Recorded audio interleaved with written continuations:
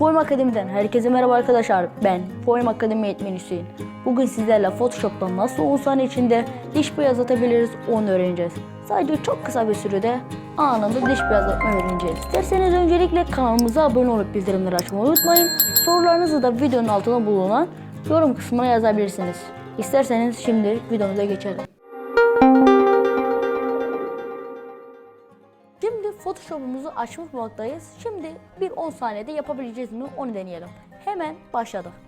Geliyorum buradan. Ton ve uygula açıyorum. Sarılara giriyorum. Kısıyorum. Evet, belki 4-5 saniyemizi almış bulmakta. Şimdi isterseniz daha güzel yapabilirsiniz bunu. Örneğin gelip şuradan bu alanı kısarak dişi tam olarak seçebilirsiniz. Evet, maskemiz zaten buraya atadı. Maskeyi ters çevirmek için Mac'ler için Comet'i, Windows eşittir Ctrl+I yaparak maskemizi ters çeviriyoruz.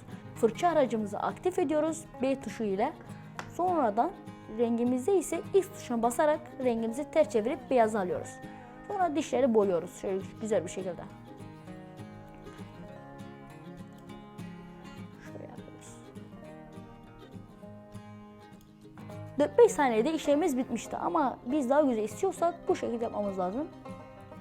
Hafiften parlaklık verdirerek dişlerin daha güzel durmasını sağlayabilirsiniz. Evet, şöyle görünmüş üzere yani çok kısa bir sürede bu işlemi yapabiliyoruz. Videomuzun sonuna gelmiş bulunmaktayız. Videomuzu beğenirseniz beğen butonuna, yorumlarınızı ise videonun altına bulunan yorum kısmına yazabilirsiniz. Kanalımıza abone olup bildirimleri açmayı unutmayın. Bir sonraki videoda görüşmek üzere, hoşça kalın.